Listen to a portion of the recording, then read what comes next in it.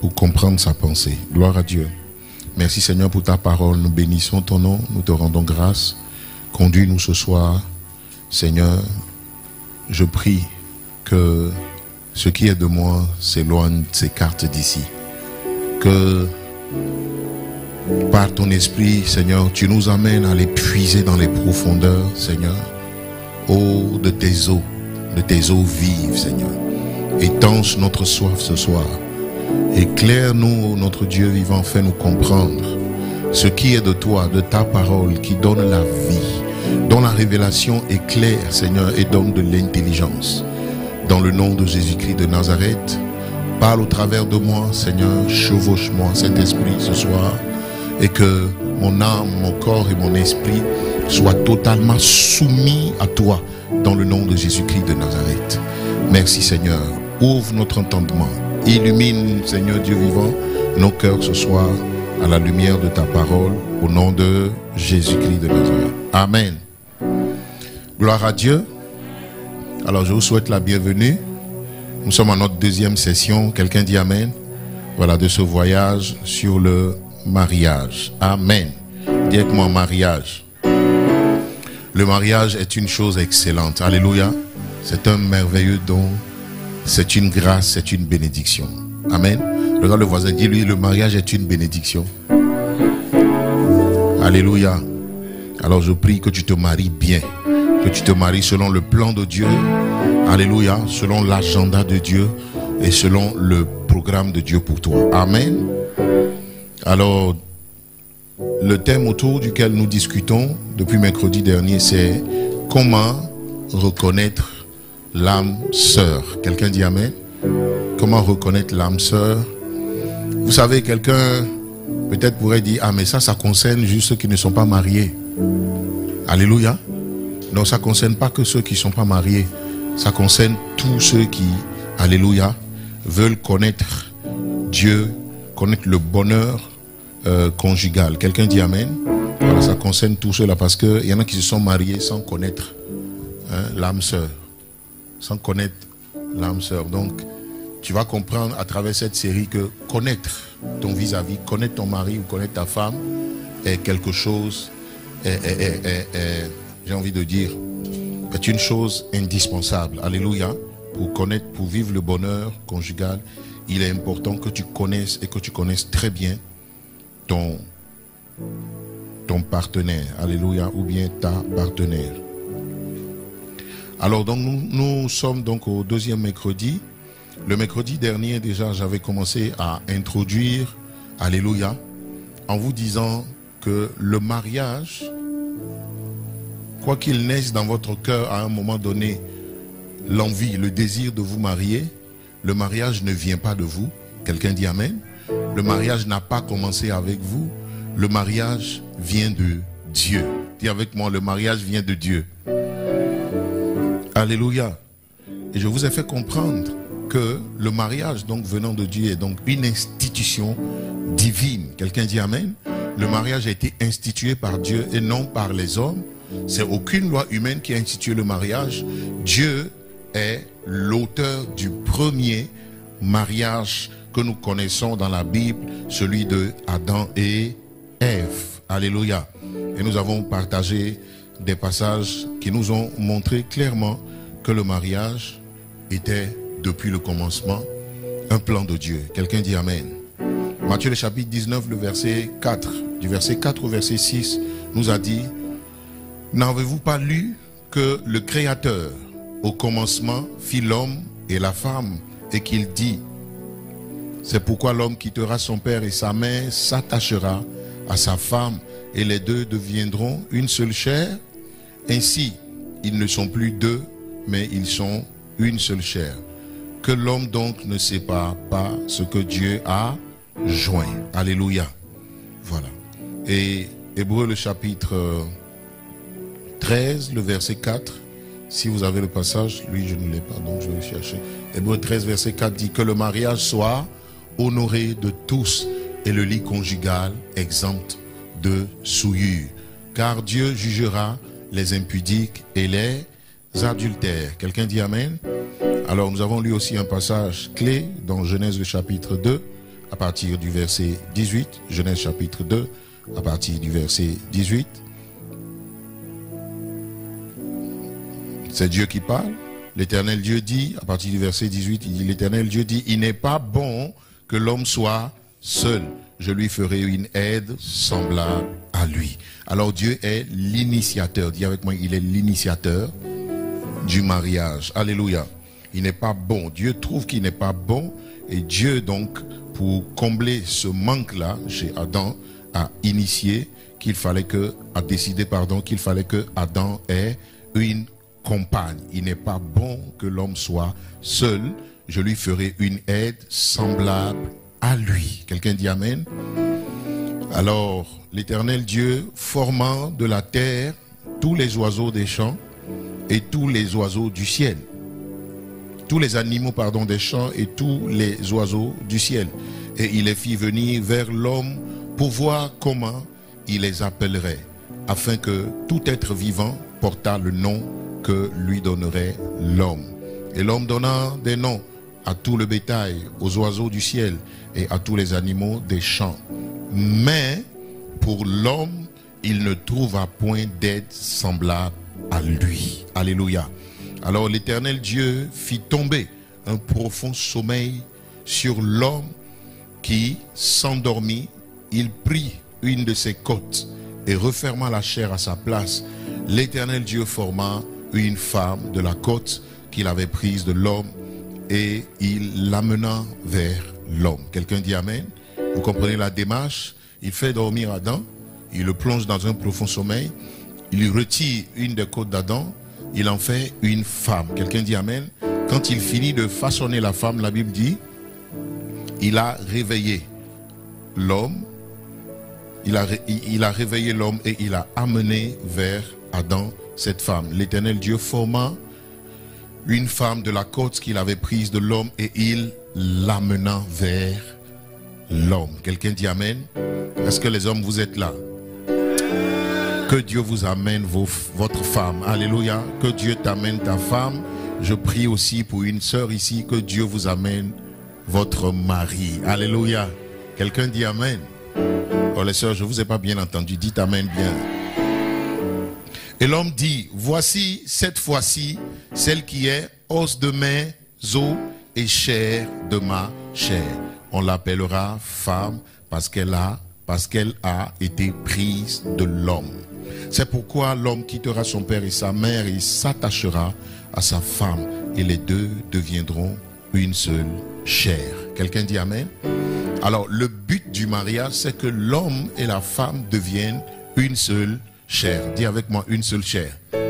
Il n'y a que à cette étape du mariage que vous connaissez vraiment le bonheur, l'épanouissement. Quelqu'un dit Amen. Il n'y a qu'à cette étape du mariage que Dieu commence vraiment à se manifester, à se glorifier. On commence à voir Dieu dans votre mariage. Quelqu'un dit Amen. Alléluia. Donc ce soir, enfin, et mercredi dernier, j'ai commencé aussi à vous dire que selon Hébreux le chapitre 13 que nous avons lu tout à l'heure, il était important que le mariage soit honoré. Quelqu'un dit Amen. Dis avec moi, honoré. J'ai dit honorer quelque chose, c'est traiter la chose avec révérence, avec respect. Amen. Voilà, avec beaucoup de considération. Et le Seigneur dit que le mariage soit honoré de tous. Alors, ce verset nous montre le caractère sacré du mariage. Quelqu'un dit Amen. Le caractère sacré. Dis avec moi le caractère sacré. Et le Seigneur n'a pas dit ici que les mariés soient honorés. Il dit que le mariage soit honoré de tous. Alléluia. Donc cette recommandation du Seigneur s'adresse d'abord à ceux qui sont mariés ou à ceux qui veulent se marier. C'est d'abord le couple qui est interpellé. Quelqu'un dit Amen. C'est vrai, il dit que le mariage soit honoré de tous, mais d'abord c'est les mariés qui sont concernés, ceux qui se marient. Ceux donc qui s'engagent dans les liens du mariage, c'est d'abord à eux que comment l'appelle-t-on, ce verset est adressé. Quelqu'un dit Amen. Parce que quand on va parler d'impudicité et d'adultère, on ne parlera pas d'impudicité et d'adultère hors du mariage. On parlera d'adultère dans le mariage, mais on parlera d'impudicité hors du mariage. Quelqu'un dit amen? Alléluia. Alors celui qui veut se marier, je vous l'ai fait comprendre dimanche, que celui qui veut se marier commence. Déjà qu'il est seul, c'est là qu'il commence à sanctifier, à honorer, sanctifier le mariage. Quelqu'un dit amen? Que le mariage soit honoré de tous. Et donc à la fin du verset, le Seigneur montre qu'il y a deux grands ennemis du couple. Il y a deux grands ennemis qui déshonorent le mariage. Il y a deux grandes choses qui attaquent, qui sont les ennemis du mariage. C'est l'impudicité et l'adultère. Quelqu'un dit amen? Alors qu'on ne parle pas d'impudicité pour les gens qui sont mariés, n'est-ce pas? On parle d'impudicité pour ceux qui ne sont pas encore mariés. Quelqu'un dit amen? Alors le Seigneur interpelle déjà celui qui veut se marier, qui n'est même pas encore engagé, dans une relation quelconque, de vivre dans la chasteté, dans la sainteté, mais avec personne. Alléluia. Il faut que tu gardes ton corps pur, parce que c'est à partir de ce moment-là que tu commences déjà à bâtir, à construire et à sanctifier ton lit conjugal. Alléluia. Donc je veux dire à bâtir le foyer. C'est pourquoi ce soir, si tu n'es pas marié, ne fais pas les choses des mariés. Amen. Non, sérieux, sérieux. Si tu n'es pas marié, ne fais pas les choses des mariés. Alléluia. Voilà. Ne fais pas les choses des mariés. Il y a des choses que Dieu demande à ceux qui ne sont pas mariés de faire. C'est qu'ils s'abstiennent de toute relation sexuelle en dehors du mariage. Quelqu'un dit amen? Voilà. Quand tu n'es pas marié, tu dois commencer à garder ton corps pur. C'est là que tu commences à honorer le mariage et à sanctifier le lit conjugal. Quelqu'un dit amen? Il dit que le lit conjugal soit exempt de toute souillure. Et je vous ai donné l'exemple d'une sœur que j'ai reçue en entretien, qui voulait donner sa vie à Jésus. Elle recherchait aussi sa délivrance parce qu'elle était tourmentée par des esprits. Et alors qu'on faisait donc son entretien, le Seigneur m'a ouvert les yeux. Je me suis rendu compte, elle n'était même pas fiancée. Ok, elle n'était pas fiancée, elle n'avait personne dans sa vie, mais je crois qu'elle était en train de se convertir, donner sa vie au Seigneur. Donc elle était passée par beaucoup d'hommes. Amen. Voilà. Ça a été le cas pour beaucoup d'entre nous ici. Quelqu'un dit amen? Voilà, nous sommes passés par beaucoup de relations, nous sommes passés par beaucoup de choses bizarres, vilaines, mais par la grâce de Dieu, le Seigneur nous a sauvés, il nous a lavés de nos péchés, il nous a purifiés de nos péchés. Quelqu'un dit amen? C'est pourquoi, quelles que soient les expériences que vous avez faites dans le monde, quand vous vous donnez au Seigneur, le Seigneur vous sanctifie. Quelqu'un dit amen? Voilà, ceux qui ne sont pas vierges deviennent vierges. Alléluia. Voilà, le Saint-Esprit ramène ta virginité. C'est pourquoi quand tu as donné ta vie à Jésus et que le Saint-Esprit t'a sanctifié corps, âme et esprit, tu dois garder donc cette sanctification et cette sainteté jusqu'au jour où tu dis oui à un homme. Quelqu'un dit amen? Voilà, qui va t'amener chez lui. Et en ce moment-là, vous serez libre de faire ce que vous voulez. Quelqu'un dit amen? Mais avant cela, le Seigneur dit de se garder pur. Amen. 1 Corinthiens 10:6, il dit que notre corps est le temple du Saint-Esprit. Que nous ne devons pas prendre le temple du Saint-Esprit et en faire les membres du péché, des instruments de péché. Quelqu'un dit amen? Voilà, regarde le voisin, dis-lui, vis dans la sainteté. Il dit que le mariage soit honoré de tous. Et il dit aussi que Dieu jugera les impudiques et les adultères. Alléluia. Il dit donc l'adultère, c'est toute relation hors ou extra-conjugale. Toute relation que vous entretenez alors que vous êtes marié, vous êtes en couple. Toute relation que vous entretenez avec un X ou un Y dehors, c'est ce que la Bible appelle l'adultère. Quelqu'un dit amen? Voilà. Mais Jésus va plus loin. Il dit si un homme voit une femme et qu'il la convoite dans son cœur, il a déjà commis l'adultère avec elle. Hey, quelqu'un dit amen? Alléluia. Il dit si tu vois la femme d'autrui, si tu vois une femme, que tu l'as convoitée dans ton cœur. Alléluia. Et tu t'es déjà imaginé être dans le lit avec elle, dans ton lit avec elle. Tu la déshabilles du regard, tu la convoites, tu la désires. Il dit tu as déjà commis l'adultère. Amen. Donc l'adultère, ce n'est pas d'abord passer à l'acte sexuel. L'adultère, c'est déjà même dans votre cœur, c'est déjà dans votre pensée. Alléluia. Que vous amorcez le chemin de l'adultère. Que le Seigneur nous garde de ces choses au nom de Jésus. Dis amen. Je dis que le Seigneur te garde de ces choses au nom de Jésus. Amen.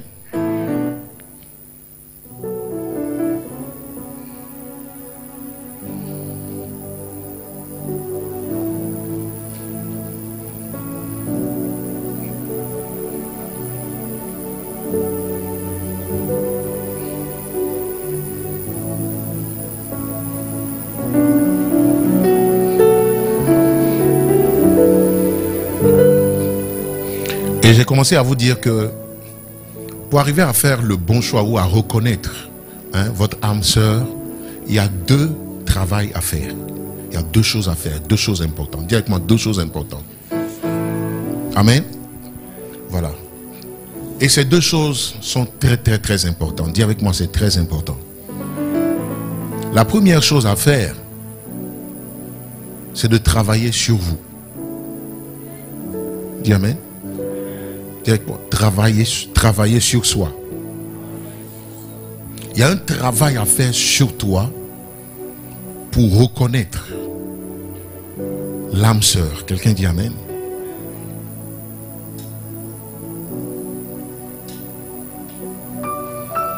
Pour faire le bon choix, il y a un travail que tu dois faire sur toi. Dis amen. Dis avec sur moi. Dis j'ai un travail à faire sur moi. Quelqu'un dit amen. Gloire à Dieu.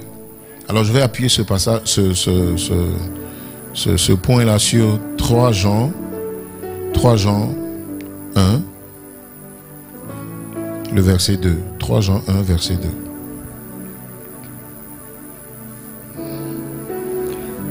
Bon, avant de lire, la première chose à faire sur vous, le premier travail à faire sur vous, c'est connaître le plan de Dieu pour le mariage. Dis amen. Écris ça, connaître le plan de Dieu pour le mariage. Ça veut dire que tu dois savoir pourquoi est-ce que le mariage existe. Dis amen. Et Dieu l'a créé pourquoi? La Bible dit Dieu a créé toutes choses pour un but. Alors le mariage existe pour un but. Dis avec moi, le mariage existe pour un but. On ne se marie pas pour soi. On se marie pour la gloire de Dieu. Donc ceux qui veulent se marier pour eux-mêmes là, convertissez-vous en même temps. On ne se marie pas pour son bonheur. Je n'ai pas le temps de dire ici les raisons pour lesquelles vous ne devez pas vous marier, les mauvaises raisons pour lesquelles vous ne devez pas vous marier. Amen. Beaucoup de personnes se marient pour les mauvaises raisons.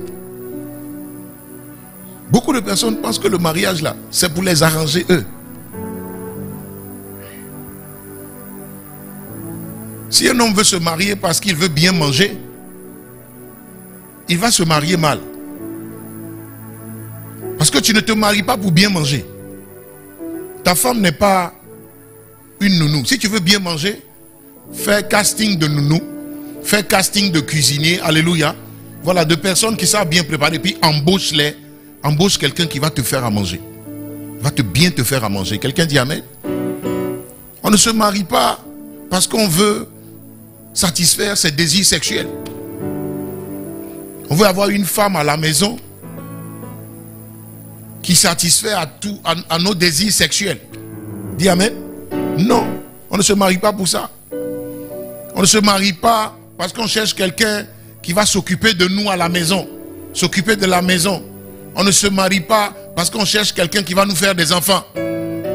Hey! Dis amen. On ne se marie pas parce qu'on cherche quelqu'un qui va tenir sa maison. Lui faire ses enfants. Les éduquer. Quoique, ça fait partie. Mais ce n'est pas la raison principale et primordiale pour laquelle on se marie. Quelqu'un dit amen. On se marie pour la gloire de Dieu. Et le couple existe pour accomplir une mission divine. Quelqu'un dit amen. Oui. Si vous ne vous mariez pas pour la mission pour laquelle Dieu vous a appelé, si vous ne cherchez pas un partenaire ou une partenaire pour accomplir le plan de Dieu pour votre vie, vous êtes en train de mal chercher. Si vous ne priez pas pour rencontrer la personne qui va vous aider à réaliser votre destinée, la destinée c'est le plan de Dieu pour votre vie. Quelqu'un dit amen. Vous êtes en train de mal prier, de mal chercher la personne. Et de mal vouloir vous marier. Dis amen. Oui. Les sœurs, on ne se marie pas parce que on est pressé de quitter la maison paternelle. On ne se marie pas pour résoudre ces problèmes de famille, ces problèmes de subsistance. Madiba karaso télébré de masota karabasa. Dis amen. Oui. Mais aujourd'hui, les parents encouragent les enfants à aller se chercher. Il y en a qui les encouragent à aller se chercher pour venir prendre soin d'eux. Ça veut dire quoi, aller se chercher? Quand tu envoies la jeune fille de 18 ans, de 15 ans, de 14 ans, quand tu lui dis, allez, va te chercher, qu'est-ce que ça veut dire? Quelqu'un dit amen. Donc si déjà à 12 ans, 13 ans, 17 ans, elle a commencé à se chercher pour sa propre subsistance et celle de ses parents, vous vous rendez compte? La mentalité dans laquelle elle va grandir, alléluia. Et demain, si elle doit vouloir se marier, elle va chercher quelqu'un, alléluia, qui l'a toujours aidé elle et sa famille, ou qui soit capable d'aider elle et sa famille à survivre. Donc une jeune fille comme ça va se marier plus pour de la subsistance que pour la gloire de Dieu. Quelqu'un dit amen. Que pour la volonté de Dieu. Même quand vous venez à vous convertir à Christ, il faut que cette mentalité également soit convertie en vous. Sinon, vous serez en Christ et vous serez en train de chercher l'homme, prier pour l'homme, alléluia, de votre vie, en tenant plus compte de ce fait-là que vous devez être une aide pour un homme qui a une mission, qui a une vision de la part de Dieu. Quelqu'un dit amen. Combien d'entre nous n'ont pas conçu une relation tout simplement parce que on voulait s'en sortir? Les parents n'ont pas les moyens, c'est dur à la maison. Quelqu'un dit amen. Dans la maison, on est entassé. 7 personnes, 8 personnes pour une chambre. Donc quand tu t'es trouvé un garçon, un jeune homme qui a sa chambre à lui et qui te dit, maman, je veux de toi, tu fais vite de faire tes baluchons, alléluia, et d'aller t'asseoir là-bas. Quelqu'un dit amen. Maintenant on évangélise, on est dans les villages. La réalité est sous nos yeux, c'est incroyable. Quelqu'un dit amen. C'est incroyable, des jeunes filles de 17 ans qui sont dans un foyer. Avec un enfant. Avec 2 enfants. Amen. Oui, j'ai vu ça avec Peseko.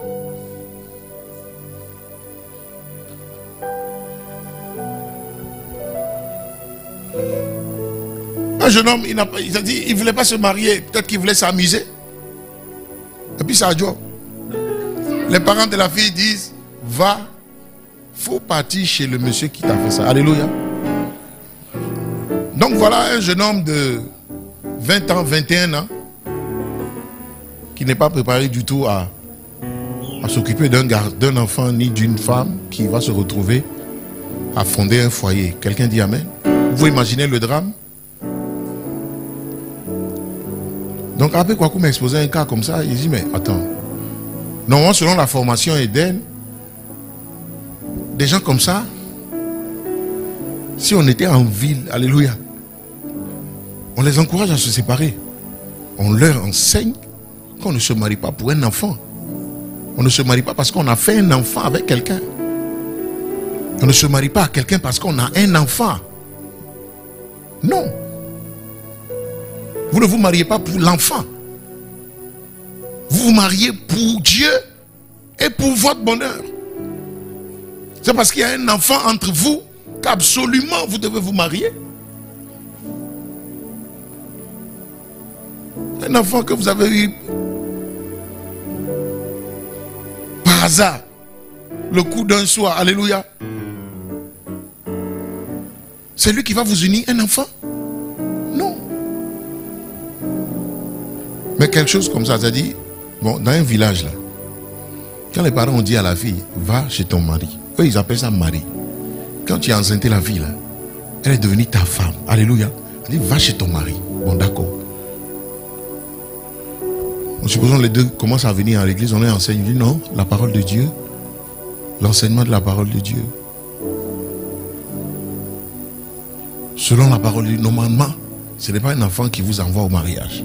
C'est un plan de Dieu. Alléluia. Bon, le plan n'a pas été au commencement. Quand vous dites à des gens comme ça de se séparer, vous allez avoir les familles sur votre dos. Alléluia. En tout cas, dans un village, vous allez avoir la famille sur votre dos. On dit, bon, c'est l'église maintenant qui... Bref, alléluia. Non, non, il faut se marier pour la bonne raison. Alléluia. Regarde le voisin, dis-lui, marie-toi pour la bonne raison. Alléluia. Alors, connaître le plan de Dieu pour le mariage. 1. La deuxième chose,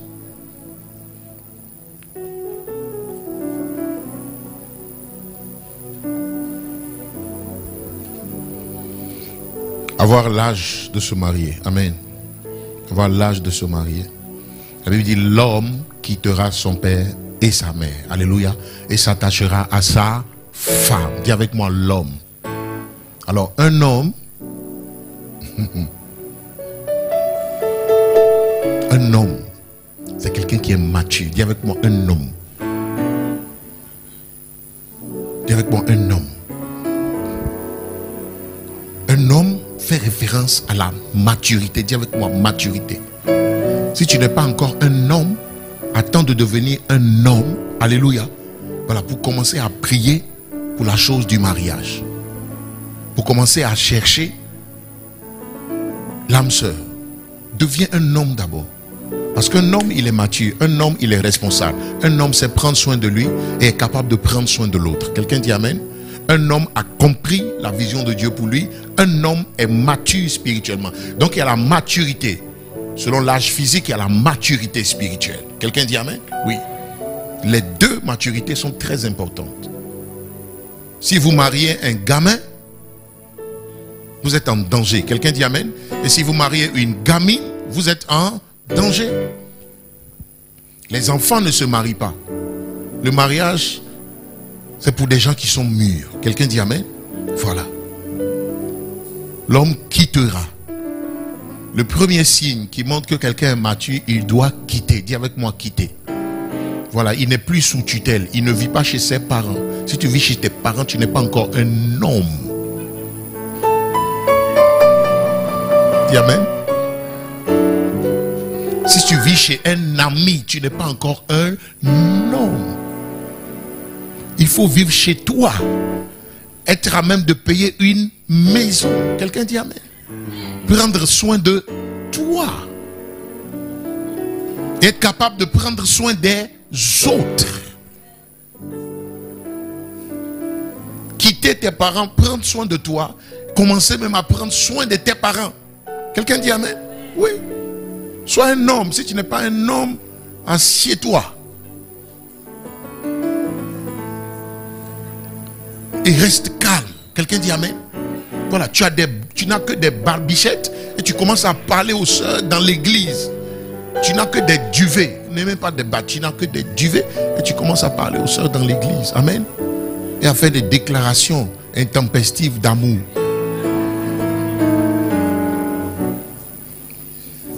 Tu es immature. Alléluia.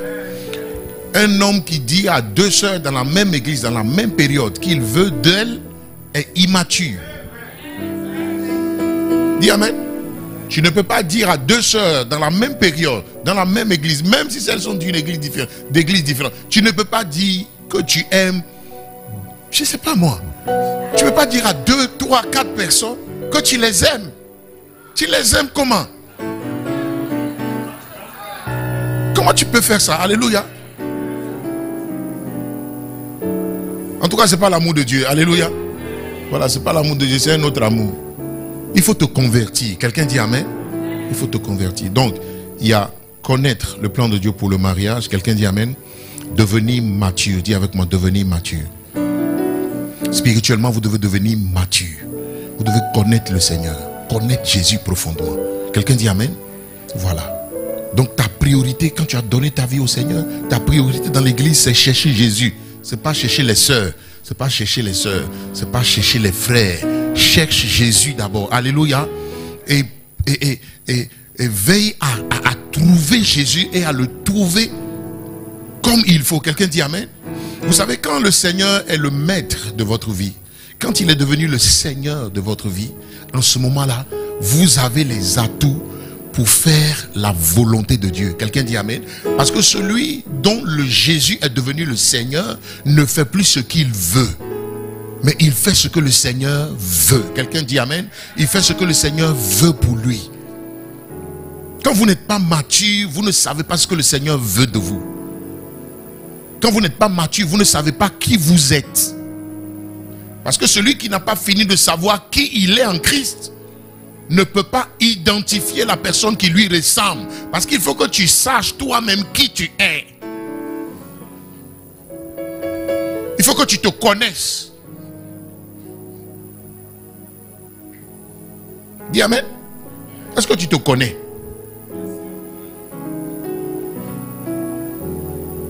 Parce que quand nous parlons d'âme sœur, nous parlons de quelqu'un qui te sera assorti. Tu ne connais pas ta pointure. Toi-même, ta propre pointure, là, tu ne connais pas. Dis Amen. Oui.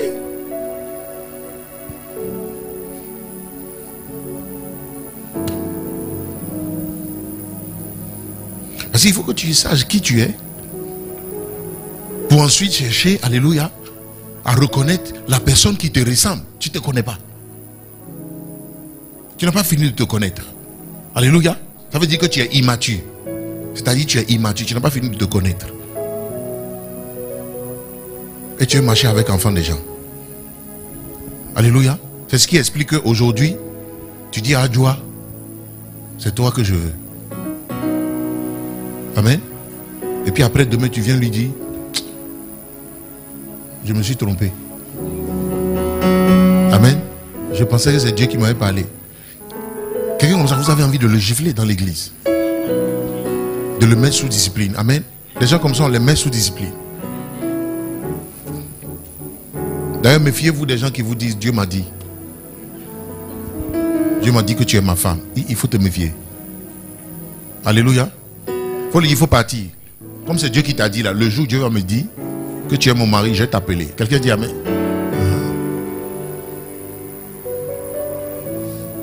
Et de toute façon, Dieu leur parle là. C'est comme ça, il revient matin, le lendemain pour lui dire que ce n'est plus lui, ce n'est plus elle, pardon. C'est Jacqueline. Quelqu'un dit Amen. Il faut arrêter ça. Amen. Regarde quelqu'un, si c'est un homme à côté de toi, dis-lui, il faut arrêter. Dieu ne t'a rien dit. Alléluia. C'est ton cœur immature qui te parle. C'est ta chair qui te parle. Amen. C'est ton âme qui te trouble. Dieu ne t'a rien dit. Pourquoi il faut grandir? Deviens un homme spirituel. Il n'y a que des hommes spirituels qui savent reconnaître, alléluia, la pensée de Dieu, reconnaître la voix de Dieu. Alléluia. Pourquoi? Parce que, quoi qu'on dise, on va citer tous les critères ici. Tous les critères pour faire le bon choix. Quand tu as fini tous les critères, il faut avoir entendu la voix de Dieu. Dis Amen. Il faut avoir entendu la voix de Dieu. Le critère qui ne trompe pas et qui ne vous trompera jamais, c'est la voix de Dieu. Quelqu'un dit Amen. C'est la voix de Dieu. Le critère infaillible à 100%, c'est la voix de Dieu. Pourquoi la voix de Dieu? Parce que le gars qui joue le spirituel aujourd'hui là, qui est zélé dans l'église, qui lorsqu'il prend le micro, alléluia, tu dis non mais c'est l'homme idéal, alléluia, gloire à Dieu, il est spirituel. Il est spirituel jusqu'à... Quand on dit prière, rien à dire. On dit jeûne, rien à dire. Quand on dit disponibilité, gentillesse, rien à dire.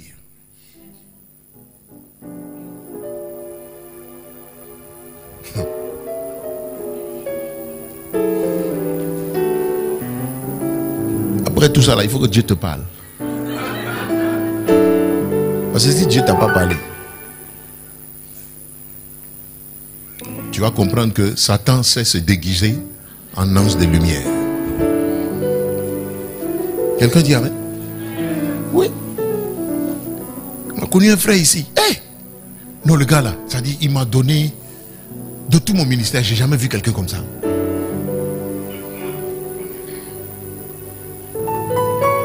Quand il parle, sa voix, on dirait un ange.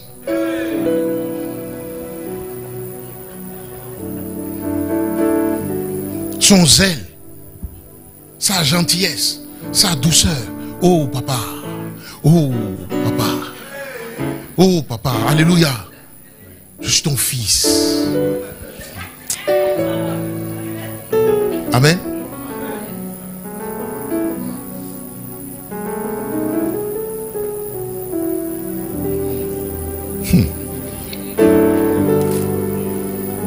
C'est qui m'a montré, alléluia. C'est qui l'a montré. Que Dieu nous garde. Que Dieu te garde. Alléluia. Dans la même période, au moins à 4 ou 5 soeurs dans l'église, dans la même période, il est en affaire avec elle. Et il a dit à elles toutes, c'est toi que je veux, tu es ma femme. Tu es la femme de mes rêves. Alléluia.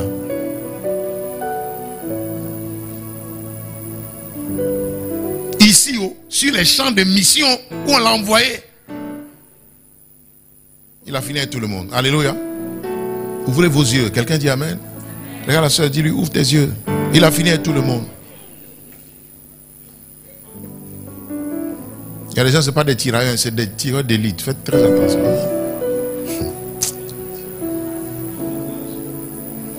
La troisième chose, avoir une communion étroite avec le Seigneur. Amen. Il faut avoir une communion étroite avec le Seigneur. Si vous avez une communion étroite avec le Seigneur, vous savez discerner la voix de Dieu. Vous savez entendre Dieu. Quelqu'un dit amen. Et la quatrième chose, en fait, le mercredi dernier, j'ai pas mis les choses en ordre. La quatrième chose, c'est avoir une âme, une bonne âme. C'est ça? Avoir une bonne âme. Dis avec moi, une bonne âme. Donc, ramenez-moi le passage de 3 Jean 1, le verset 2. 3 Jean 1, 2. Bien-aimé, je souhaite que tu prospères à tous égards. Sois, amen, et sois en bonne santé comme prospère l'état de ton âme. Prospérer, que ce soit dans la vie, que ce soit dans le Seigneur, est fonction de la bonne santé de votre âme. C'est pourquoi je disais dans l'autre point, qu'il faut vous connaître. Quelqu'un dit amen. Il faut vous connaître. Vous savez, dans il faut vous connaître, il y a beaucoup de choses dedans. Il faut vous connaître selon ce que Dieu vous dit de vous. Quelqu'un dit amen. Moi, quand j'ai commencé à marcher avec le Seigneur Jésus, il a commencé, dans ma quête de Jésus, il a commencé à me dire ce qu'il attendait de moi, ce qu'il voulait faire de ma vie. Alléluia. Voilà. Quelle était sa mission pour moi? Pourquoi est-ce que j'étais ici? Quelqu'un dit amen. C'est ça, c'est ce que ça veut dire qu'il faut vous connaître. Quelqu'un dit amen. Il faut vous connaître selon le plan de Dieu pour vous. Ça nécessite que vous ayez une intimité avec le Seigneur. Ça nécessite que vous laissez Dieu se révéler à vous. Quelqu'un dit amen? Oui. Tu peux être en train de prier, Dieu va te dire, ma fille, je vais te donner un pasteur comme mari. Dis amen. Oui. Il y a des sœurs qui sont, c'est-à-dire, elles sont convaincues que elles vont marier un homme de Dieu. Qui a cette conviction-là? Abiba, toi aussi. Toi, c'est bien. C'est déjà la voix de Dieu dans votre cœur. Quelqu'un dit amen? Oui. C'est déjà la voix de Dieu dans votre cœur. Parce qu'en fait, dans votre cœur, Dieu a déjà mis, je vais en venir tout à l'heure, c'est-à-dire Dieu a déjà mis dans votre cœur l'image de la personne qu'il vous faut. C'est-à-dire le modèle de mari que tu veux là, c'est déjà en toi. Le modèle de mari qu'il te faut là, il est déjà en toi. Quelqu'un dit amen. Mais il est dans ton esprit. Amen. Il est dans ton esprit. Ma femme est où? Elle n'est pas encore là. Je veux dire un truc là. Mais je sais qu'elle est en direct, elle me suit. Amen. Oui.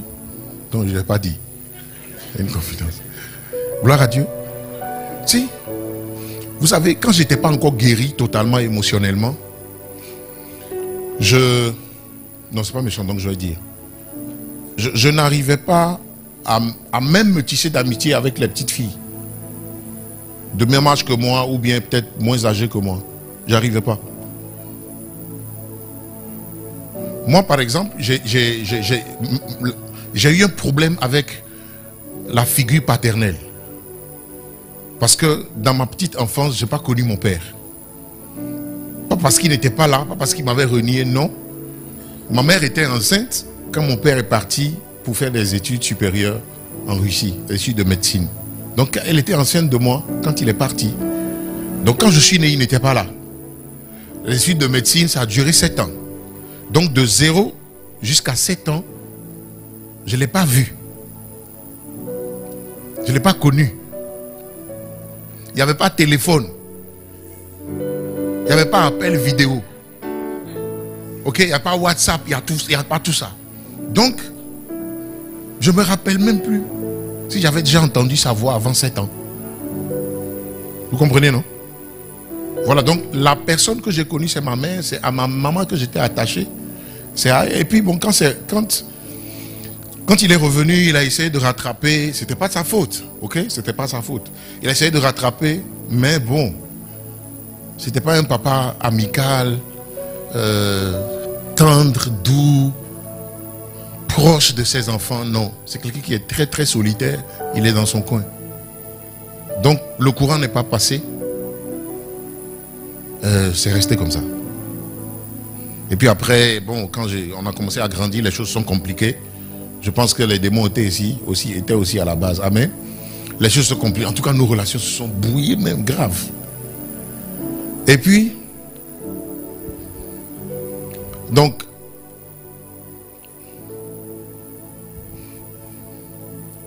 dans mes amitiés avec le sexe féminin, j'étais toujours à l'aise avec les grandes personnes, des femmes plus grandes, Dieu dit, plus âgées que moi. Après, je vais comprendre qu'en fait, je recherchais ma maman dans toutes mes amitiés, même dans toutes les relations. Je recherchais ma maman. Amen. Quand je me suis converti et que j'ai commencé à promener mes regards dans l'église pour savoir qui pouvait faire mon affaire, c'était les regards de mon âme qui se promenaient. Donc j'avais une âme blessée, malade, un peu déformé, enfin très déformé, pas un peu déformé. Donc c'est mon regard qui se promène dans l'église, c'était le regard de mon âme, c'était pas le regard de mon esprit. Donc les sœurs que moi j'avais en vue, c'était des sœurs qui étaient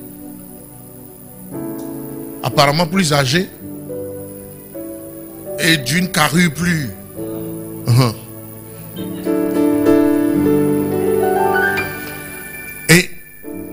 Mais en même temps, le Saint-Esprit, il travaillait en moi. Il avait travaillé à vraiment ma réelle conversion, la guérison de mon âme. Et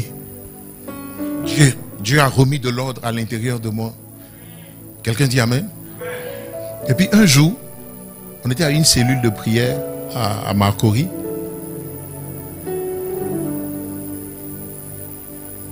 Le portail s'ouvre. On priait dans la cour. Alléluia. Le portail s'ouvre. Il y a une jeune sœur qui rentre.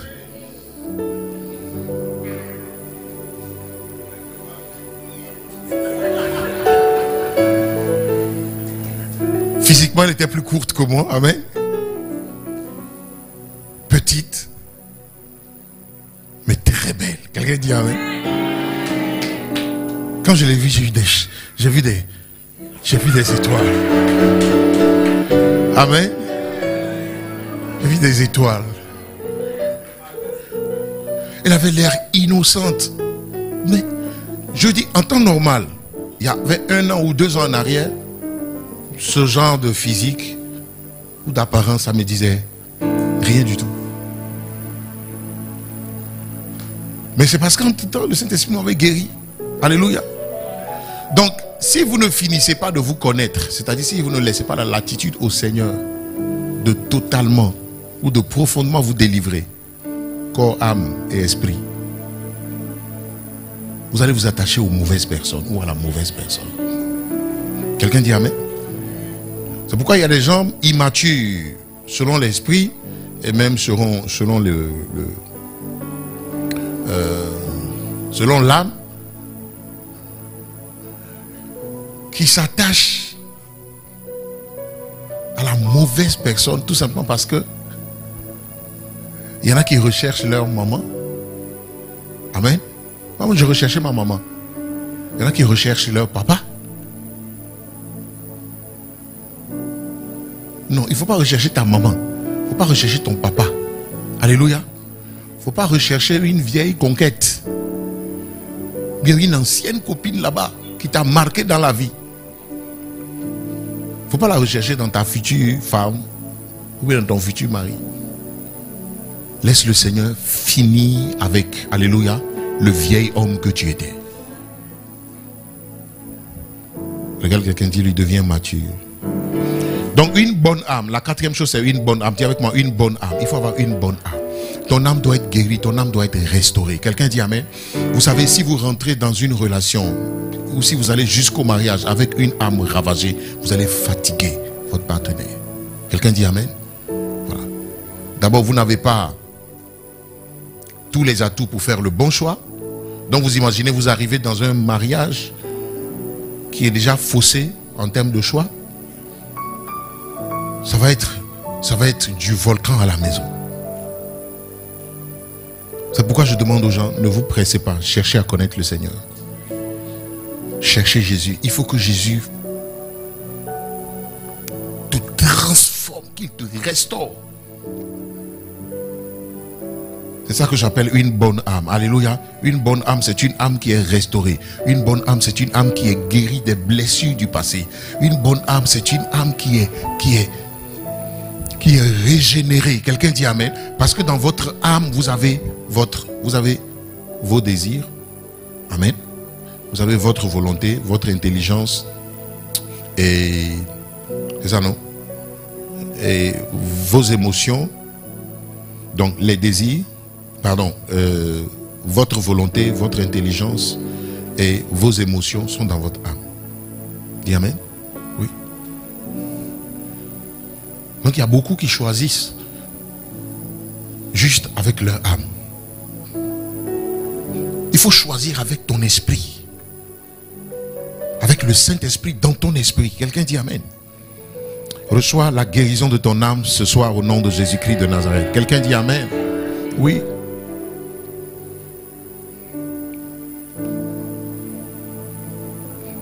Si tu es malade dans l'âme, tu n'es pas encore prêt ou tu n'es pas encore prête à faire un bon choix. Va voir le médecin Jésus, il va guérir ton âme d'abord. Alléluia.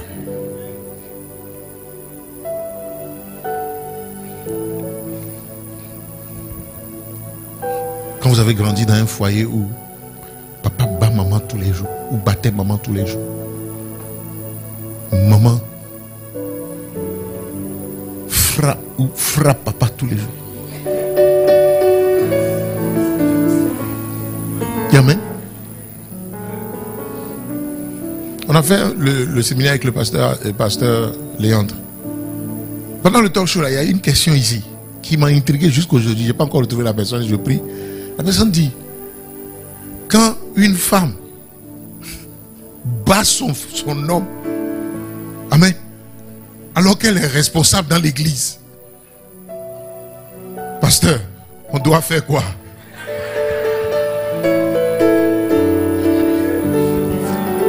Amen. J'ai dit, dans l'église ici. Bon, je ne crois pas.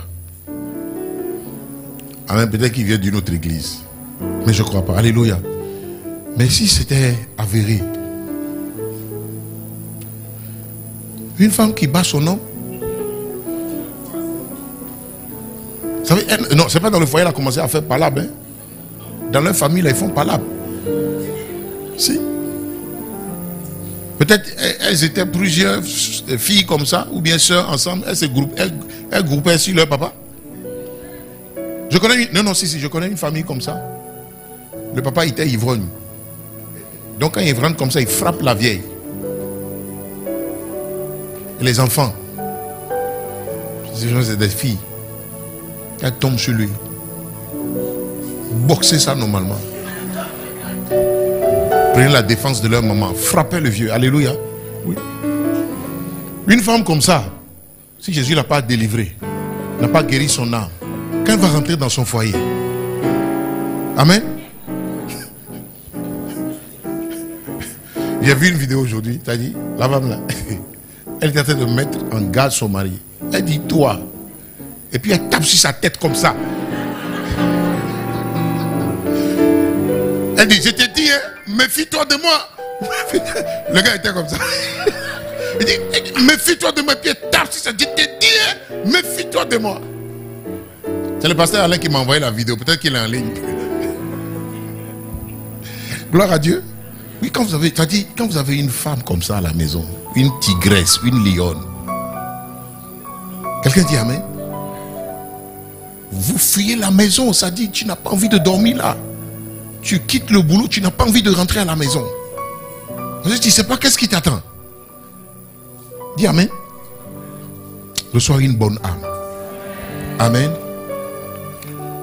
Vous avez raté des opportunités. Beaucoup de sœurs, beaucoup de frères ont déjà rencontré leur âme sœur. Mais vous ne les avez pas reconnus. Quelqu'un dit amen? Si. Beaucoup ont raté leur saison parce que elles n'ont pas reconnu. Oui, ils n'ont pas reconnu l'âme sœur. Pourquoi tu ne reconnais pas? Tu ne reconnais pas parce que tu es malade.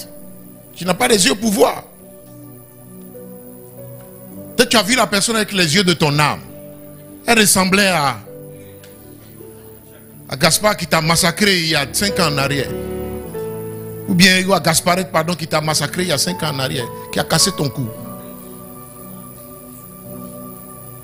Amen. Mais tu as une seule, le frère a parlé, tu le regardes comme ça. Vous là. On vous connaît. Amen. Comme ça vous commencez. On vous connaît.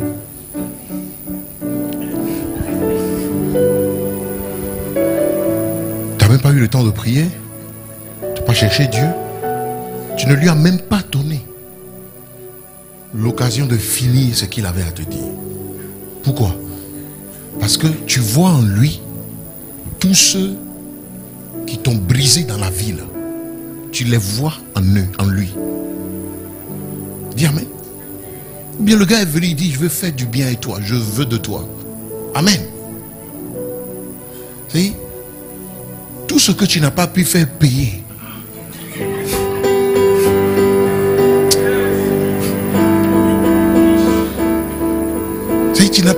Tu n'as pas pu te venger avant que le gars là soit parti. Alléluia.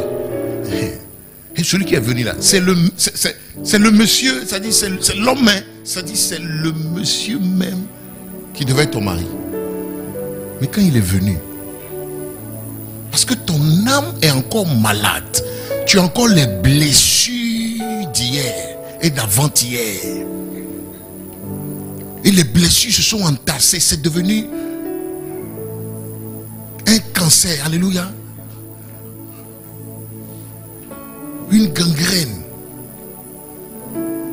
Et tu es gangréné. Ton âme est gangrénée. C'est-à-dire, si on te montre ton âme.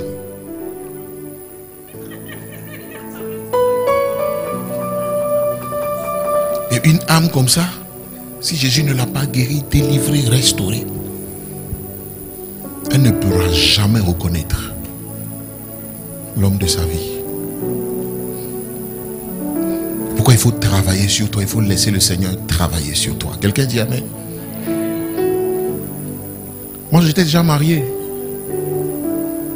C'était la bonne personne. Mais j'ai failli perdre ma femme, vous savez. Si. J'ai failli perdre la jolie femme là. Le temps me manquera, alléluia. J'ai failli perdre ma femme. Si. Parce que la guérison de l'âme prend du temps. Si, si. Ça prend du temps. Pourquoi? Parce qu'en fait, l'âme a de la volonté. Elle a des envies. Aujourd'hui, elle veut que Jésus s'en occupe. Et puis demain, elle ne veut plus. Tu vois? Donc l'âme est très capricieuse. Elle est instable. Elle veut aujourd'hui, demain, elle ne veut pas. Donc on crée... Dieu a des problèmes à nous guérir. Il a des problèmes pour nous guérir. Il a des problèmes pour nous guérir. Pourquoi? Parce qu'on ne lui laisse pas la latitude de nous guérir. Quelqu'un dit amen. Quand on a touché, il dit hey, ça fait mal, il quitte là. Amen. Oui. Et Dieu est obligé de te plonger dans un coma. C'est pour ça qu'il faut mourir. Il faut mourir. Quelqu'un dit amen. Il faut mourir. Oh. J'étais un homme bizarre. Ça dit, j'étais bizarre, hein. J'étais bizarre. J'étais bizarre. Mon âme me fatiguait. Il ne sait pas parler aux gens. Ça dit, si je... Et j'étais déjà pasteur. Hein. Non, aujourd'hui, je suis trop bien. Je suis ma guérite.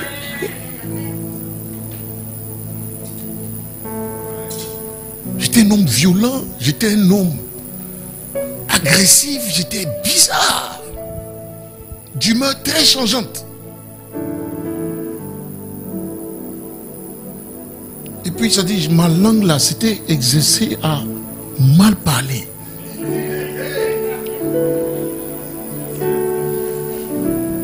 Quelqu'un dit amen. Mais Jésus m'a guéri, amen. Et je prie qu'il continue de me guérir, amen.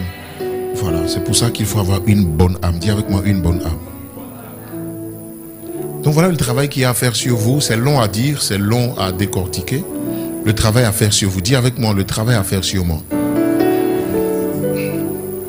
Et aujourd'hui, les gens sont piégés par leurs propres maladies, les maladies de leur âme, et ils n'arrivent pas à s'épanouir dans un foyer que Dieu leur a donné, qui devrait normalement être Éden, un endroit d'épanouissement. Quelqu'un dit amen.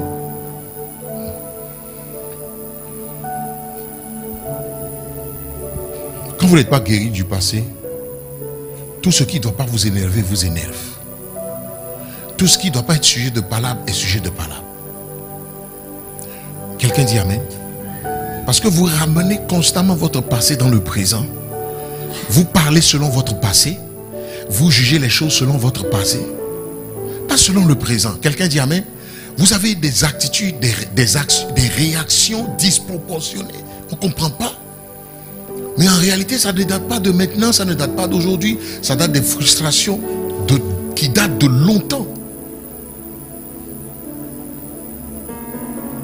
Comment ta maman parlait à ton papa? Comment ta maman traitait ton papa?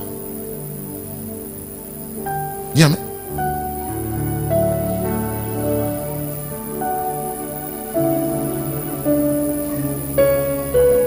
C'était les coups de ton âme, c'était des blessures de ton âme, c'est des chocs que tu as reçus, tu as enregistré, parce que tout ce que nos yeux voient, tout ce que nos oreilles entendent, nous l'enregistrons.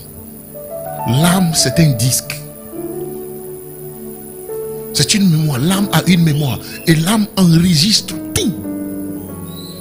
Mais il se trouve que ce n'est pas le temps qui guérit, par exemple, les blessures de l'âme. Ce n'est pas le temps. Le temps ne guérit pas l'âme. Il y a quelqu'un qui a été violé il y a 20 ans. Mais je vous assure, si cette personne n'a pas été guérie,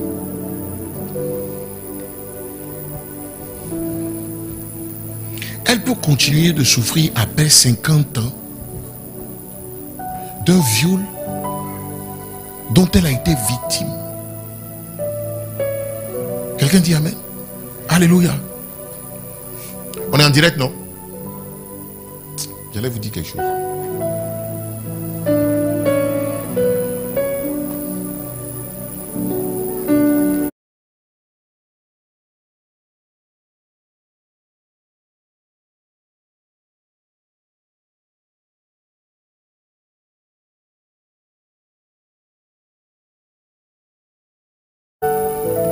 Ce soir à minuit, je serai en ligne avec Vase d'honneur États-Unis. Amen. On traite comment sortir des prisons émotionnelles. Mais on va faire le séminaire ici. Amen. Parce que les gens sont venus me voir dire, pasteur, on est malade même. Parce qu'en fait, je me suis rendu compte que la prédication classique, les jeunes, les enseignements classiques dans l'église n'arrivent pas profondément à traiter les problèmes émotionnels des gens. Quelqu'un dit amen. Beaucoup d'âmes sont dans nos églises, sont malades. Amen. Parce que pour traiter l'âme, pour guérir, pour amener l'âme à la guérison, c'est une autre démarche. Ça n'a rien à voir avec les prédications classiques. C'est une autre démarche. Sinon tu jeûnes, tu pries, non? Tu entends des prédications. Le Saint-Esprit te visite, tu parles en langue. Mais il y a un côté, si j'ai touché ça aujourd'hui là, tu vas pleurer toute la nuit ici, on ne va pas quitter. Si? Tu sais qu'il y a une porte dans ta vie là, dans ton âme. Si on ouvre ça aujourd'hui, ce qui est derrière. Dis amen. Oui. Donc la guérison de l'âme, ça obéit à d'autres démarches. Mais on va faire le séminaire. Alléluia. On va faire le séminaire. On a une retraite spirituelle, comment on appelle ça, en août, début août, du 5 au 7. Inscrivez-vous. Amen. J'ai une session qui va spécialement traiter des problèmes de l'âme. Beaucoup de personnes sont malades. Trop de personnes sont malades dans l'église. Dis amen. Et les jeûnes et prières n'arrivent pas à régler ça. Oui. Les jeûnes et prières. Vous êtes d'accord avec moi, non? Jeûne et prière ne règle pas ça. C'est une autre démarche. Quelqu'un dit amen. Bon, mon gyrophare c'est allumé. Je veux dire qu'il est là. Je n'ai même pas.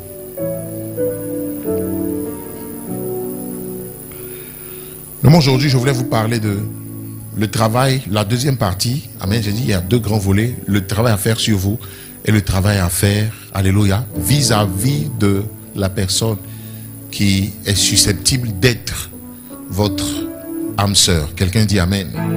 Alléluia. Je vais l'introduire quand même. En 5 minutes, je vais l'introduire. Genèse chapitre 2, le verset 18. Tu sais, quand on finit ça, ton âme est guérie. Dis amen.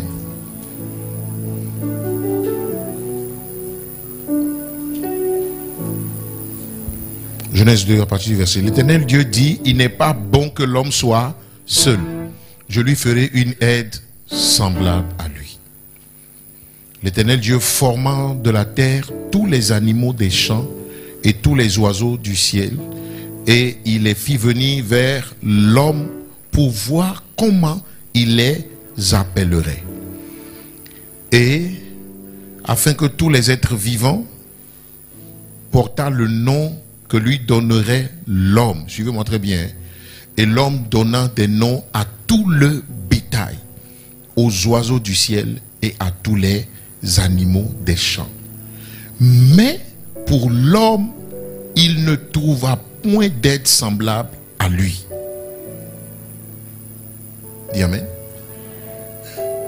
Vous savez ce qui s'est passé? Dieu a envoyé les animaux, il les a envoyés pêle-mêle. Et puis il les a envoyés mâle, femelle. N'est-ce pas? Vous savez que c'est Adam qui a nommé le lion et la lionne. N'est-ce pas? Et qui a dit au lion, lion, parce qu'on parlait aux animaux, il parlait aux animaux. Il dit, lion, ta partenaire c'est la lionne. Amen. Donnez-moi autre chose. Chien, tu t'appelles chien. D'accord? Parce que tu as un museau, tu as des crocs. Voilà tes caractéristiques. Donc on va t'appeler chien. Amen.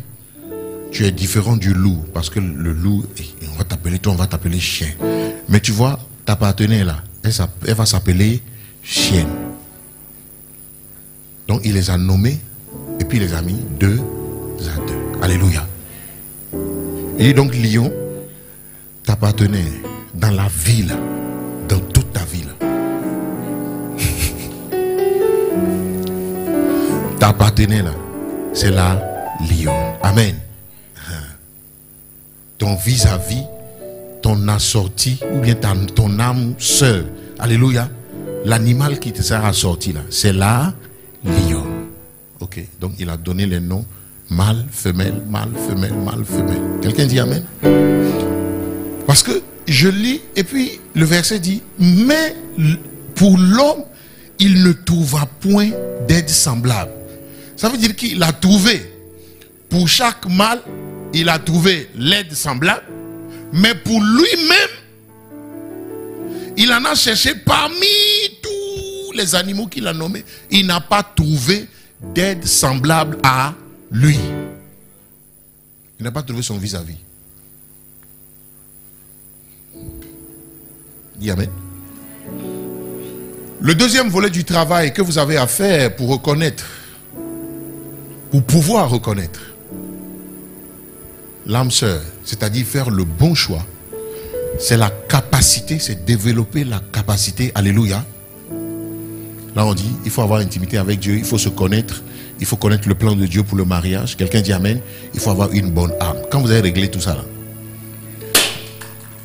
vous avez maintenant des atouts pour nommer. Dis avec moi nommer. Dis nommer. Dis encore nommer. Donc le deuxième volet c'est nommer. Quelqu'un dit amen. Voilà, dis la nomination. Tu n'as pas bien dit. C'est là où tout se joue. Mais avec les atouts que vous avez développés ou les atouts sur lesquels vous avez travaillé dans la première étape. Amen. Tous ces atouts-là seront importants pour vous dans le deuxième volet qui est la nomination. Quelqu'un dit amen. Voilà. Dis encore la nomination.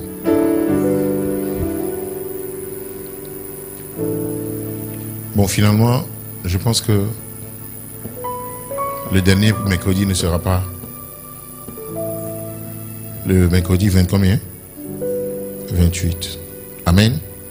Donc on va faire un goisson, on va mettre un mercredi là-dessus. Dis amen. La Bible dit que Dieu constate la solitude, ou bien Dieu dit qu'il n'est pas bon que l'homme soit seul. Et la chose que Dieu fait, c'est d'envoyer des animaux à Adam. Dis amen. C'est de lui envoyer des animaux. Directement des animaux.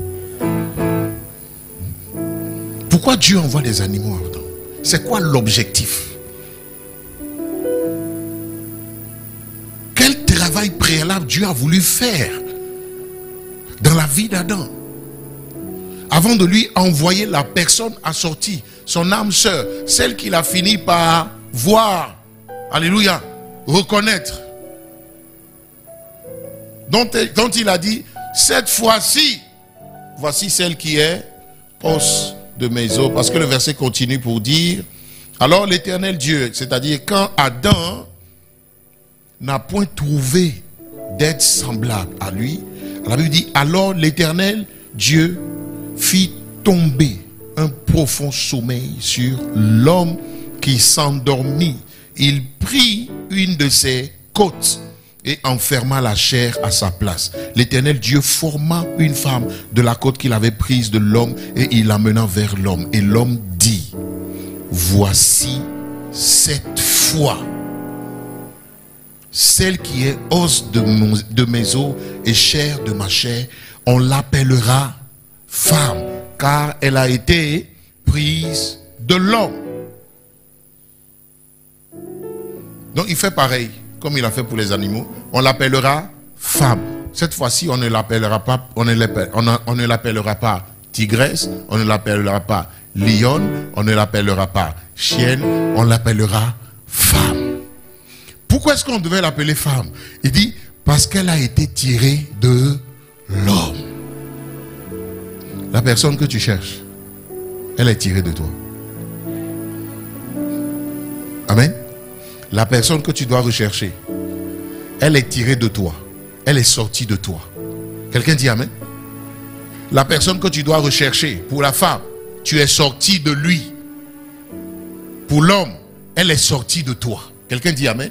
Quelqu'un dit amen. Et l'élément que Dieu a pris pour créer la femme, donc qui est sorti de l'homme, la Bible appelle ça la côte. Dis avec moi la côte. Amen. Les femmes acclamez vous-même. Pourquoi Dieu n'a pas pris l'os de l'orteil? Pourquoi il n'a pas pris l'os du, je ne sais pas moi, du tibia? Il a pris une côte. Dis avec moi, une côte. Vous savez la côte? Nos côtes là sont la cage qui protège tous les éléments vitaux de la vie, de l'être humain, du corps humain. Quelqu'un dit amen?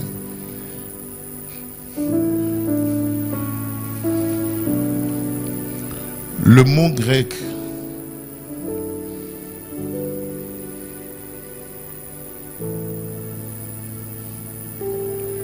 que la Bible a traduit par os là, c'est un mot hébreu, c'est pas un mos grec, c'est etem. Dis avec moi, etem. E-H-T-S-E-M.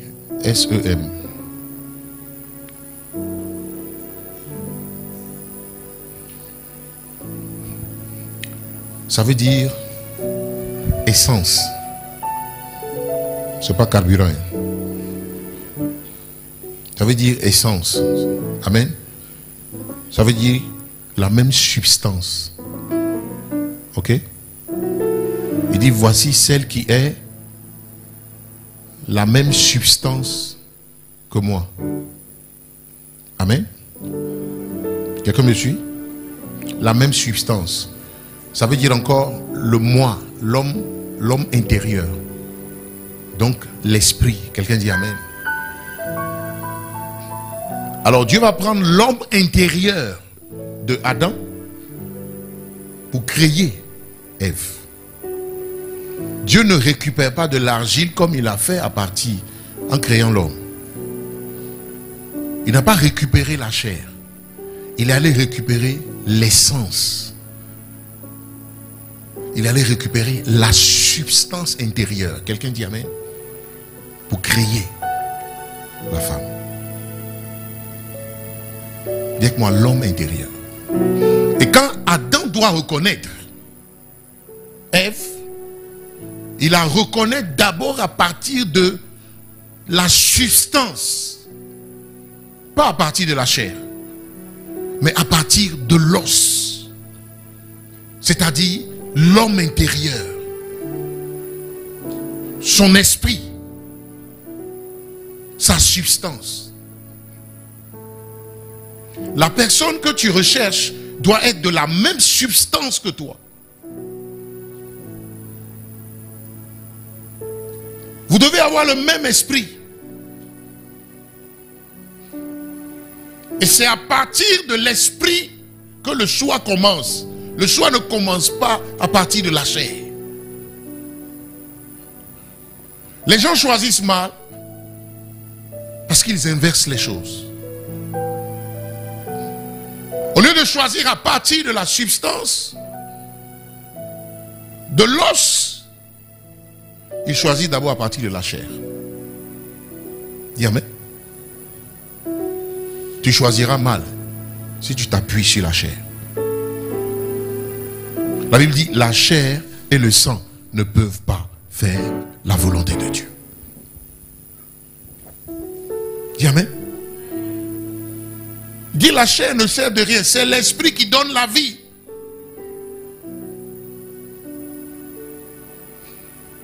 Adam a identifié Ève à partir de la vie intérieure de Ève, à partir de son cœur, de son esprit. La personne qui t'est assortie, la personne qui va être, la personne assortie, qui te ressemble, qui est ton espèce, c'est la personne que tu pourras identifier à partir de l'intérieur, pas de l'extérieur. Est-ce que l'extérieur compte? Si, l'extérieur compte. Mais ce n'est pas l'essentiel. Dis amen. La beauté physique, la beauté apparente n'est pas l'essentiel. Le teint est clair. Même comme ma fille est claire, non? N'est pas l'essentiel. Son joli visage n'est pas l'essentiel. Les yeux globuleux ne sont pas l'essentiel. Dis amen. La taille. Il y en a qui aiment les coups, les hommes coups. Il y en a qui les aiment grands. Quelqu'un dit amen. Mais je pense que la plupart des femmes aiment les grands. Quelles sont les femmes qui aiment les hommes coups ici?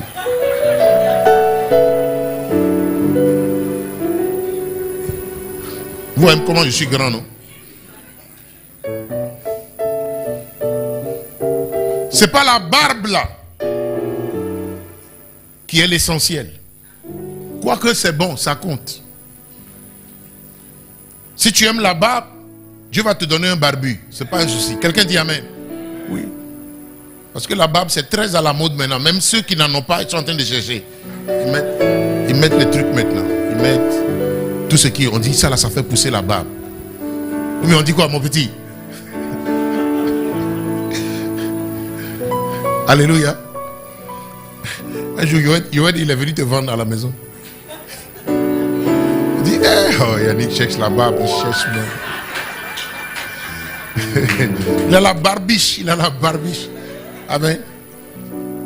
Si Dieu t'a donné une barbiche, aime la barbiche. Alléluia. Parce que, pourquoi? Parce qu'il y a des femmes qui aiment la barbiche. Si. Non, celle que Dieu va te donner, elle va aimer ta barbiche. C'est une barbiche que tu as.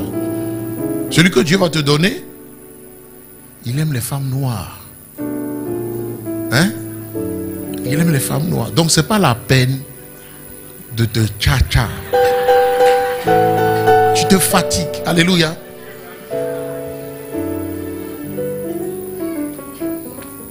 Tu vas embrouiller quelqu'un. Tu comprends? Tu vas embrouiller quelqu'un avec ça. Quelqu'un dit amen. Tu vas embrouiller quelqu'un. Tu vas embrouiller quelqu'un parce que tu vas amener la personne à choisir la mauvaise personne. Quelqu'un dit amen. À la base, tu es noir. Reste noir. Parce que celui que Dieu est en train de préparer pour toi, il aime les teints noirs. Donc voilà, toi tu es fatigué par la tendance et tu as viré au rouge ou bien au clair. Tu vois, tu es en train de tout fausser. Quand Adam va se réveiller, il ne va pas voir. Parce que je vous le dis mercredi, alléluia. Si Adam a dit, cette fois-ci, voici celle qui est. Ça veut dire que Adam savait ce qu'il cherchait. Vous ne pouvez pas reconnaître ce que vous n'avez pas connu. Bon, on ne va pas compliquer, allez-y. Vous ne pouvez pas reconnaître ce que vous n'avez pas connu. Mais où est-ce que Adam a connu Ève? Pour pouvoir la reconnaître à son réveil. Quelqu'un dit amen? Parce qu'il a dit voici cette fois-ci. Ça veut dire c'est exactement ça que je cherchais. Vous ne pouvez pas chercher ce que vous ne connaissez pas. Donc Adam cherchait quelque chose qu'il connaissait. Mais pourquoi est-ce qu'il connaissait cette chose? Parce que cette chose était en elle. Quelqu'un dit amen? Ève était en lui. Pardon, Ève était en lui. Dis amen. Adam était physiquement plongé dans un profond sommeil, mais spirituellement ses yeux étaient très ouverts. Il a vu, il a vu tout ce que Dieu a fait. Il a vu Ève dans son profond sommeil. Dis amen. Oui. Il avait déjà vu.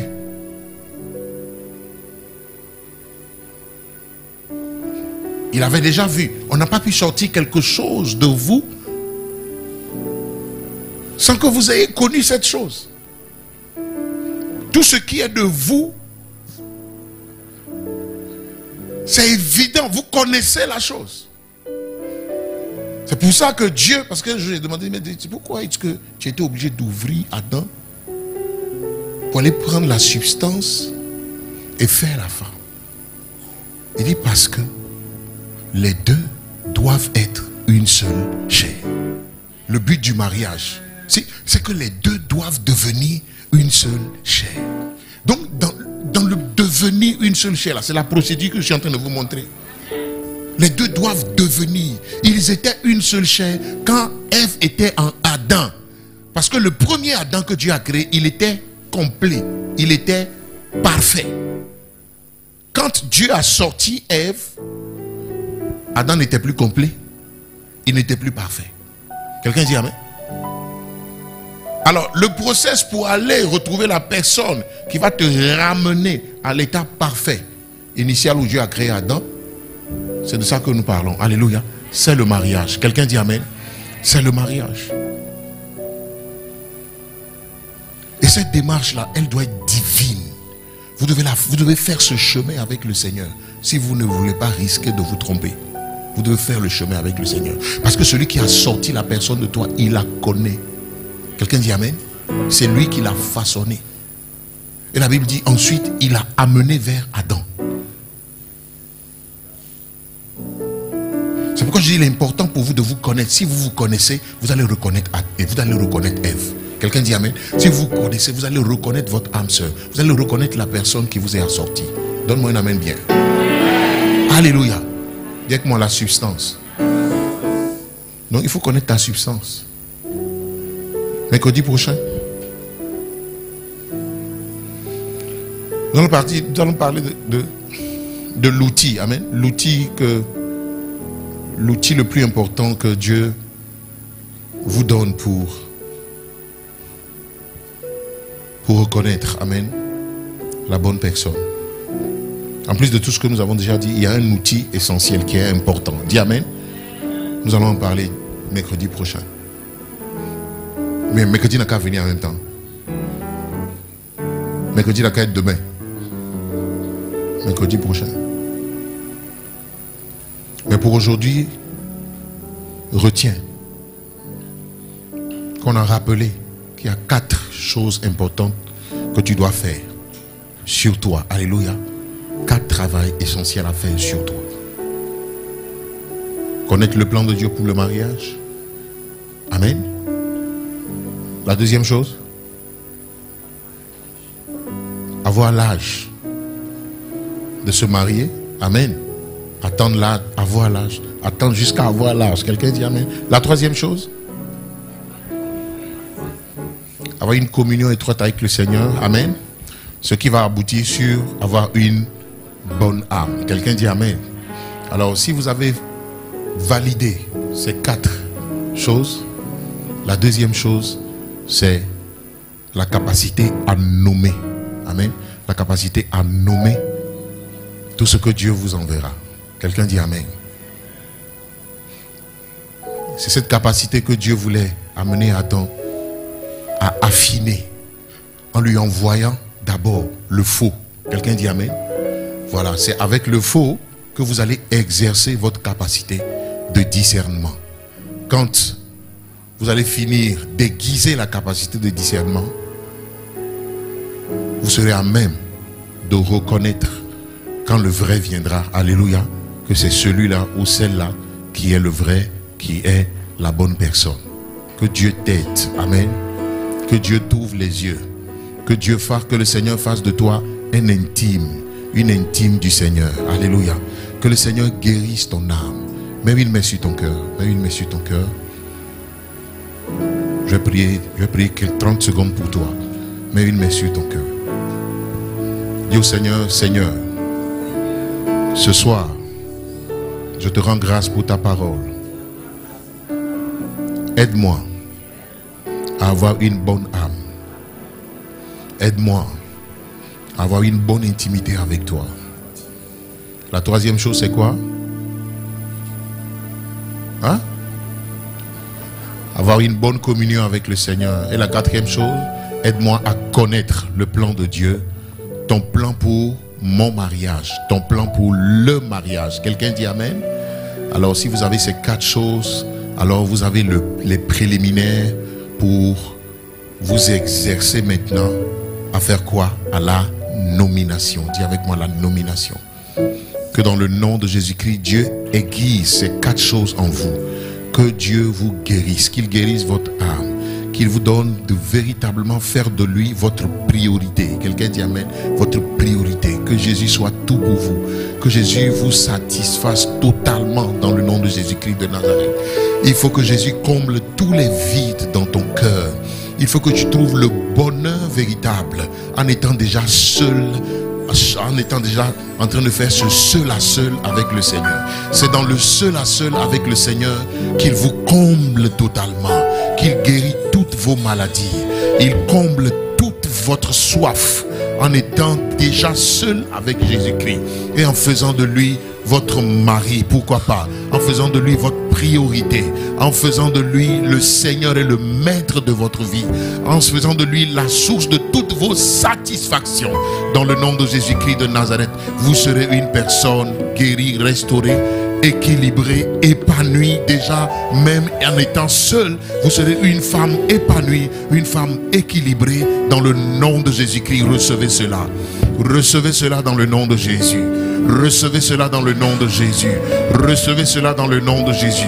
Je prie que cette étape-là où le Seigneur vous donne le bonheur sans personne, le bonheur sans un partenaire, le bonheur sans un fiancé, le bonheur sans l'âme sœur, le bonheur rien qu'avec le Seigneur, vous devez être heureux, vous devez être heureuse. Vous devez connaître le bonheur déjà quand vous êtes seul.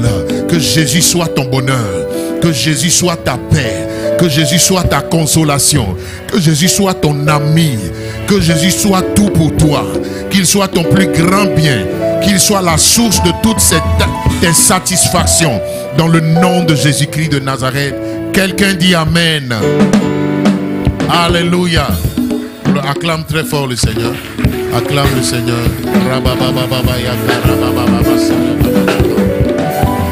Lebrodo sita baba baba laka.